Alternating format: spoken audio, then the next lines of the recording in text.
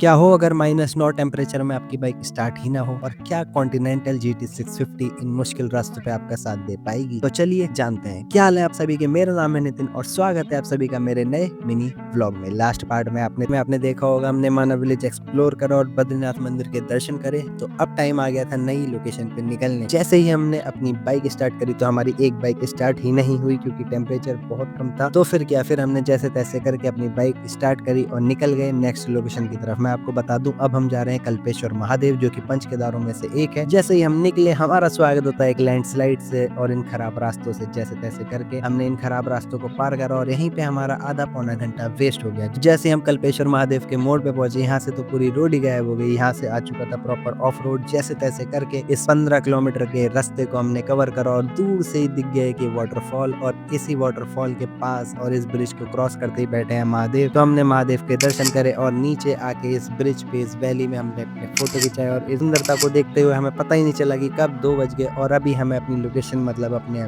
घर निकलना था, जो कि था यहाँ से 300 से 350 किलोमीटर दूर। फिर हमने भगवान का नाम लिया और अपनी बाइक स्टार्ट करी और निकल गए वापस घर की तरफ। पहले तो ये 15 किलोमीटर का रास्ता जैसे आए थे वैसे ही से पार करा। फिर हमने डिसाइड करा कि 350 किलोमीटर बाइक नॉन स्टॉप खींच देंगे, बस लंच ब्रेक के लिए रुकेंगे। फिर हमने वैसे ही करा, बस एक लंच ब्रेक लिया और खींच दी बाइक नॉन स्टॉप घर की तरफ। और मैं ये बता दूं, जो ये पहाड़ आपको दिन में फैसिनेट करते हैं, जो ये सुंदर लगता है ना, रात को ये उतने ही खौफनाक हो जाते हैं। फिर इन खौफनाक पहाड़ों में हमने रात में 200 किलोमीटर कवर करे और अपने घर काशीपुर सेफली पहुंचे। और जैसे ही पहुंचे वैसे ही हमारी बाइक हमसे गिर जाती है और उसका क्लच लीवर टूट जाता है। पर जो होता है अच्छे के लिए होता है, ये सोच के मैंने इस बात को नजरअंदाज करा और ये ट्रिप यहीं पे समाप्त होती है, खत्म होती है। मिलते हैं फिर नई किसी ट्रिप के साथ, नए ब्लॉग के साथ। तब तक क्या करना है? Like, comment, share, follow.